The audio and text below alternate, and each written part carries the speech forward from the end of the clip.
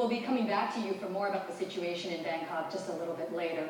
We'll take a look now at these images of the high water inundating parts of Bangkok. The water is so high in some places that instead of using bikes or cars to get to work, some residents, such as Romeo Romei, have been using motorboats. He sent us this video and other pictures of his watery commute on Thursday. Now, he lives and works in the northern Bangkok suburb of Rangsit.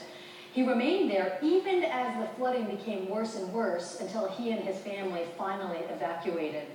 Well, on Friday, Romeo Romei went back to his house in Rangsit by boat again, and there's really no other possible way to get there. Look and listen to what he saw. Okay, this is the side of Romeo's house, right here. Yeah. This is the fence right here. Now we're gonna go over the fence. Oh, we just go to the front gate. Okay, this is my saw. Here's the side of the saw. You see it there? That's the sign right there.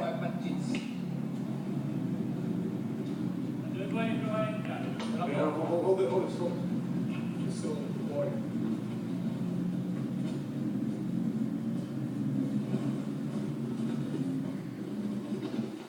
Okay, here we are. That's my house.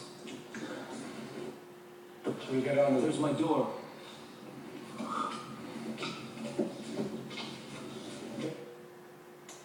And Romeo Romei joins us now on the line from Bangkok. Romeo, those are pretty dramatic videos and photos that you sent us. This is hilarious. That the water was right under I cannot the believe door this. handle of your house. Romeo, when you approached your house, what were your first thoughts? My thoughts definitely weren't to save anything anymore now. I just wanted to make sure everyone was safe also in the area and clear out anybody who could be saved. Right now I've been camping out at our factory where we managed just before the floods came in to build some brick walls, and we have about 40 pumps running 24 hours a day. And so I'm camping out here with some workers and friends trying to save the only thing that's left for us now, which is our factory, and we have some production lines inside. So if we can save those, we can start again. And Romeo, what kind of factory is it? And what kind of factory is it that is there in northern Bangkok? And what's the situation exactly there? Well, we produce plastic, and the situation here is dramatic. There is no access to this area without boat. The first couple of days, they had military trucks, but now those have gotten stuck as well, so they're along the roads and not moved. So the only way is by boat, and so I have some friends who help me out, particularly Alex Stamp. I want to say his name because he really helped me out a lot. And nothing, we're just holding out. But there's a lot of people who the only way they move around is they have some foam rafts. So entire families, and they're still stuck up here. I'm really confused at how in Bangkok everything is going on still as normal.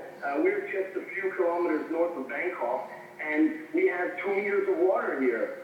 It's such a contrast. It really is, Romeo, because the northern and eastern parts of Bangkok are inundated, but then the central business district is fairly dry. We're looking at live pictures here. Now, Romeo, we are showing video on our air that you shot, and you gave us permission to air. It's quite dramatic. Can you walk us through some of the things you saw? And right now we're looking at one of your friends putting the paddle into the water. He puts it in backwards, and the entire shaft of the paddle is just swallowed up by water, which shows us how high this is. Tell us where you were when you shot this video. Well, it's all around this area that we've been going. My main concern was to save my family at first, and I had to bring them out. I have a wife and 2 kids, and so I had to bring them out by boat. And now they've gone out of Bangkok, and I'm basically here trying to save whatever's left of our factory. What we've seen the last couple of days are some surreal scenes where everyone is trying to escape this ordeal as best they can. We saved a handicapped lady who couldn't walk, and so we went in and we got in with the boat just barely under her garage without hitting our head. So we got her to safety where it's a little bit drier and the military trucks can take them out. We try to pick up as many people as we can, but there aren't that many boats around this area. And one thing that, I'd like to say now that, I'm on air is we need water. Drinking water in this area is like gold now. It can't be found, and so drinking water, food supplies, these kind of basic necessities are missing right now. That's a good point, Romeo. How are people getting supplies? And you had mentioned that you had to evacuate your house, and we have video of that because your house is flooded. So you're staying at your own factory. How are you and how are your employees getting clean drinking water and getting food? Well, we're doing that through friends who lower them down there's a tollway, and they lower them down with rope onto a boat that we managed to get. And so we're managing to get supplies in this way. The main roads now are like very strong rivers. There's a really strong current going in Bangkok direction, actually. And so it's impossible without a motorboat. Unless you have a motorboat, you can't imagine to go. It's impossible to go upstream. Even with a small motorboat, it's difficult. So you need quite a large motorboat to be able to go upstream. So we something like the other day we met a 5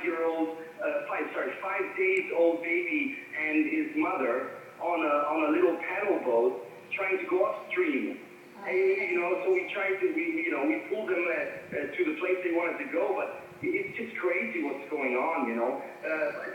One thing that all the Thais around here, they're taking it with a smile. They're all fighting through this, and you know how Thai people are very strong at heart, and no one's giving up here. And we're hearing stories about neighbors helping neighbors.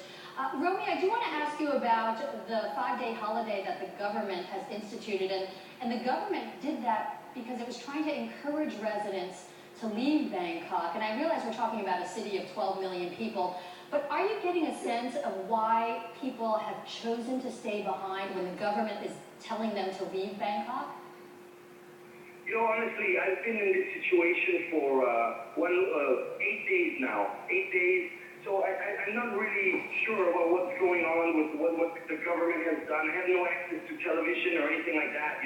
We're camping out a little bit and living almost like animals here. So I'm not really sure about what else is going on around. I can tell you what's going on here. And so what is the impression I'm getting is that to save central Bangkok, they have somehow sent all the water in this direction, which we didn't expect to get this high. In my residential area, everyone was thinking we were going to make it no problems. I had boats. I was the first to have boats because my factory went under, and I was bringing boats back to my front yard, and people were kind of laughing. Hey, what do you need a boat for? And now there's 2 meters of water there. So I'm just wondering where all this water is going to go. It's going to go somewhere, right? So I'm not going to comment on the government or what they're doing, because I don't know, and I haven't been informed as well. No one knows how much more water is coming. It's been rising for 8 days now, no stop. So I'd like that information actually. What are we supposed to do? How much more water is? How much longer do we have to hold on here? Some people say 1 week, some people say a couple months. So, it's a pretty scary situation. The only way I can keep this factory dry, not dry is a big word, with shallow water inside and save the production lines is with petrol to those pumps, those water pumps. And Romeo, just for our viewers, I want to recap what we're looking at. We are looking at a video that you shot, I believe yesterday, and you're in a boat on water, but where you're shooting is normally a main road, and we're going through a neighborhood where we see that the water is extremely deep. One of your friends in the boat puts his paddle in the water upside down, so we have an idea, there we see it, how deep the water is. Now, Romeo, I realize you're going day by day, and you've evacuated your house. You sent your wife and 2 children far away so they can be dry and safe, but you yourself are camping out in your own factory, which is also flooded.